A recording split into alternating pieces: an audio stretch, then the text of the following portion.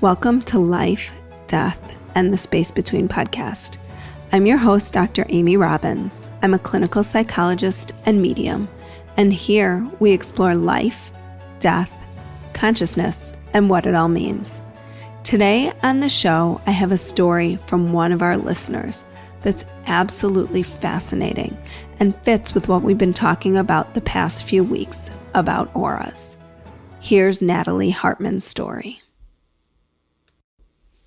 It was 10:40 at night, and Natalie was on her way home from work. She had had a great day and felt like everything was going her way. She was in Austin, Texas, driving about 70 miles per hour on the highway, when suddenly, hit by a drunk driver. A guy wasn't paying attention. He hit me pretty much head on. I was super happy that day. Everything was going great. And I felt like my life was like finally everything, I was happy, everything's lining out for me. I had an audition and I got the audition and, It seemed like everything in Natalie's life was working out for her. And then she got hit. And here's how she describes what she felt. I meditate a lot. So it was like that, like when you meditate really deep and you go into that where you're floating feeling, everything went black.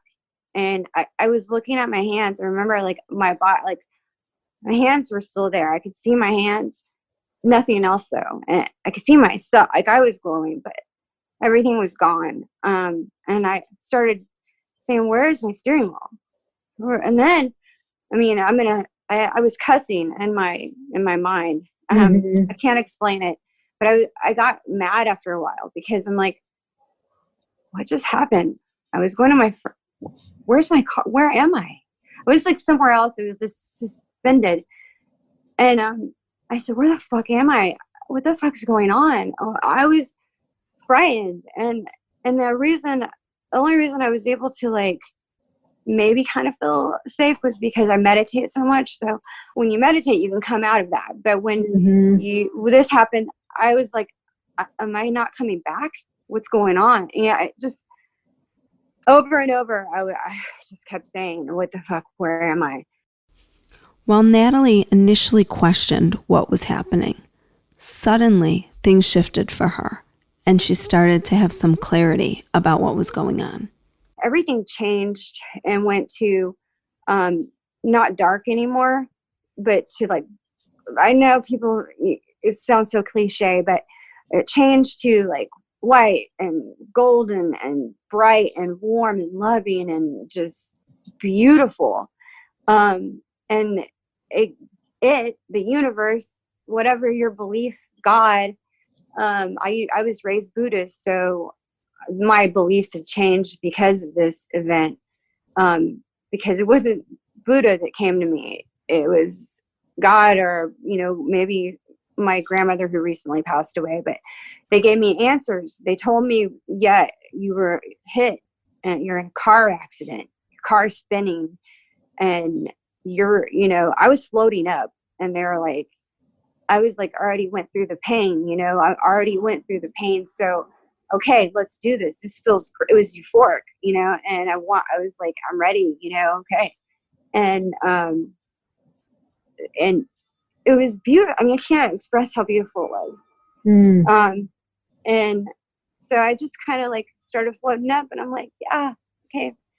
Death didn't hurt. It was that quick. And I was just like, cool. Okay. So where are we going now? What's up now? And then I started, I started thinking like everything I didn't do with my life, everything I just kept putting off doing. I never got remarried again. I never had a child. I never opened up an art gallery that I always wanted to do. Oh, see, it's hard. And the thing is like, I had all these things, I wanted to do. So I was like, and then I thought about what really, really, really got me was I'm never going to be able to hug my dad again. At that point, I started begging the universe to let me live. I said, please, I want to do all these things. Let me go back. Please let me. I don't care if I'm paralyzed. I don't care.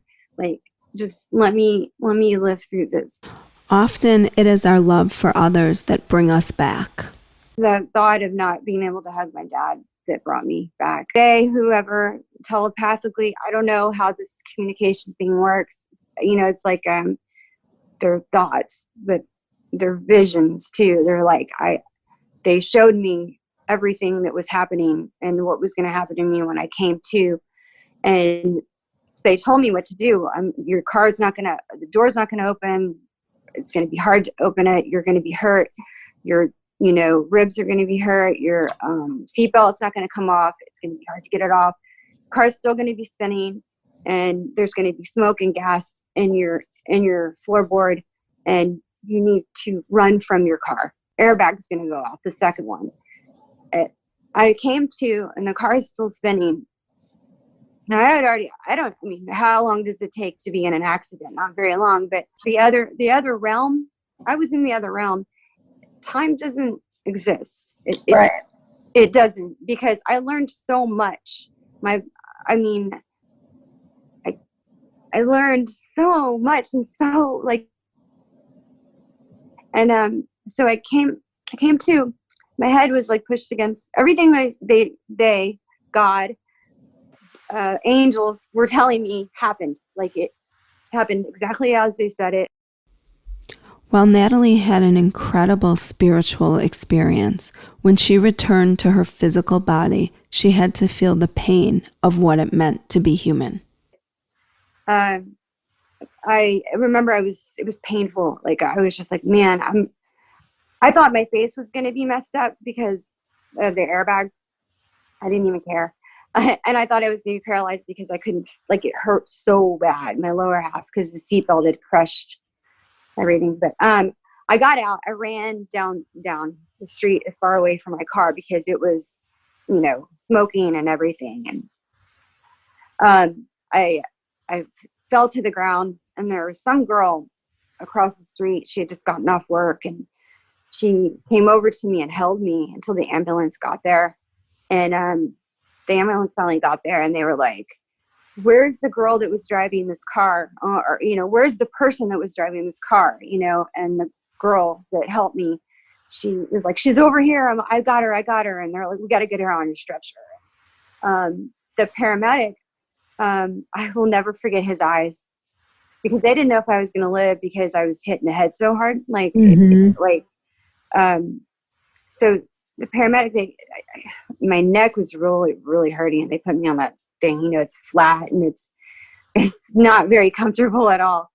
And they put this thing around my head and stuff, and they're like, I know it hurts, but you got to stay straight. We got to, get you to the hospital and blah, blah. And I said, can someone please call my dad? And paramedic that was helping me, he's like, where's your stuff? He got my phone, called my dad, and talked to my dad, told him what happened, and let me talk to him, because we didn't know if I was going to live. We weren't like sure still. So the paramedic got off the phone, and I said, can you please do me a favor? Don't stop looking at me. Like, keep eye contact. He goes, I understand. I go, you do? And he's like, we gotta get your heart rate down. We gotta get, just don't worry. Natalie was clear that even in this state, she wanted human connection. It's like, you don't want to die alone. And that's why the eye contact thing, like, I was so frightened, and he was too. Got to the hospital. They kept me overnight and everything, and did all kinds of, CAT scan, whatever, MRIs, everything. Everything, actually, I was blessed. Everything checked out fine. No, nothing wrong with my brain. Nothing, just, they said you might have a concussion for a while, but there's no real damage. You have 4 broken ribs. That'll heal. My family doctor was telling me, oh, this is definitely going to give you post-traumatic stress disorder for a while, and you're going to have a concussion up to 6 months. In addition to her physical trauma, Natalie was trying to make sense of her spiritual experience and the psychological impacts that it had on her. My brain was so overwhelmed, like, with all the information it got. I couldn't function for like a couple of months. Like I would just burst out crying. Like my dad, I held my dad so tight, like, and we were both crying, you know, and it was just like, I couldn't believe I was given that opportunity to give you back. And I got to like be here with him. And I thank God every day that I'm here on this planet one more day. You know, I pray like every night. Like I'm so lucky. Shortly after her accident, Natalie started noticing changes in her visual field, which she initially attributed to something physical, but then discovered it was possibly more. I started seeing flashes of light at night, you know, like little lights here and there. And I'm like, maybe I tore my retina. And I talked to Dr. Cliff and everything. And I went to the optometrist, and she's like, no, you don't have a torn retina. Your eyes are fine. She said that you meditate a lot. I know that. And because of this experience you went through, she goes, maybe you've tapped into something and you're seeing auras. I said, while you're talking to me right now, I see light around you. I can't, it's freaking me out. And I don't know how to have a conversation with somebody and listen to them when I'm seeing light around them. It's very difficult. Do you see different colors of light, or is it just yes, ma'am? light? Yes, ma'am.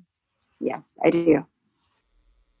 Natalie reached out to a doctor, Dr. Cliff Thomas, who helped her start to understand her gift. But what she started to see around those who were helping her heal was fascinating. I can't help but see like purple and like, especially with Dr. Cliff, he is like this indigo freaking bright, you know, and it's because he works on himself all the time, and he's helping people constantly. That's what I think the aura like represents about a person, their emotions and what they're going through. And he's constantly giving, you know, and then my mom is the same way. And her aura will change. She's got like a rainbow thing going on sometimes. And can you describe exactly what it looks like and where you see it? Yeah, I see like a crown. Around, yeah, like around. And sometimes like if they're sick, I can see it other places. So people, when if they meditate, or the more that you're working and helping people, that's why it's easy to see yours. Like you kind of resonate like Dr. Cliff does, but your color's different.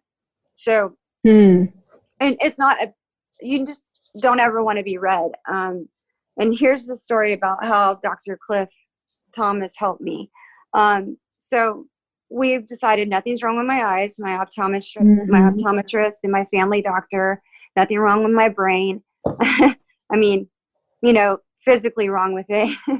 And Dr. Cliff was like, well, you know, maybe you should get into pranic healing, you know, because he started doing pranic healing on me when he was overseas, and he had found out about my accident. So he was doing healing from a distance, light healing. And so he started thinking, well, if you're seeing these colors and stuff, you know, you might have tapped into something. While Natalie could see auras, she wasn't quite sure what to make of them or how to make sense of them until she met a woman, and it started to clarify things for her. I contacted this lady, and she was like in her, I guess, late 60s, I want to say. So I went to her house, and she just came outside, brought me the painting, and I was like, oh, this is great. And then I looked up at her, and I'm like, whoa. And I wanted to ask her if she'd been painting like red, like she's painting, like, because she had red paint all over her. Like from her chest, like from here to like here. It was all like it was all red. And I was like, okay, she's talking to me about all these places I need to go in London, and what is going on? Like, so I didn't say anything to her that she was glowing red, or that, you know, there was red on her or something. I looked at her skin. When I would look at it directly, like her arm, I looked directly at it, it wasn't red. But when I started looking at her and talking to her, that's when I would see the red all around her. But then I noticed again, did it again. I looked right directly where I was seeing the red, no red. And I'm starting to think I'm going crazy. So I'm like, all right, I got to wrap this conversation up. I'm having a conversation in my head, trying to have a conversation with her. And I'm like, sorry to cut this conversation short, but gotta go. Thank you for the painting. Unsure about what she saw, Natalie reached out to her mentor, and he encouraged her to reach out to this woman and share with her what she saw, because it might be useful information in terms of her health. In any event, I text her exactly what he said to text. Has anyone told you have a glow to you? Just, as sweet as possible. And she immediately texted me back, and she was like, oh my God, you just made my day. I just got diagnosed with 4th stage breast cancer. And I had to do radiation treatments this morning, and I'm just not feeling well. And I was like, oh my God. So I called Dr. Cliff, and he goes, Natalie, you're able to see the light. You're able to see the auras. You have to take these classes, because you're not going to be able to. You need to learn how, because most people want to learn how to see the colors and how to see the auras. He goes, you already know it. Now you need to learn how to shut it off so you can communicate with people and then turn it back on. You can't shut it off. Natalie took classes to learn how to control this new talent that she found. As a working physical therapist, sometimes the auras still creep in, but generally she can manage whether or not she sees auras. However, anytime anybody hears that she is able to read auras, they're instantly curious and want their aura read. Natalie will usually oblige and tell people what she sees, and then she will get back to her traditional healing in which she's used to, physical therapy. If you enjoyed today's podcast, you can find Natalie at Naturally Cosmos on Instagram. And don't forget, please take the time to rate and review my podcast. It really helps. And you can follow me on Instagram at Dr. Amy Robbins, or send me an email at dramyrobbins@gmail.com. Thanks so much. Have a great day. Like what you heard today and want to hear more? Curious about what comes next and what it all means? You can subscribe on iTunes. Just go to podcasts and find Life, Death, and the Space Between and hit subscribe. And you can follow me on Twitter and Instagram at Dr. Amy Robbins. Ask me any questions you might have, let me know what else you'd love to hear about, or just share your story. I can't wait to hear from you.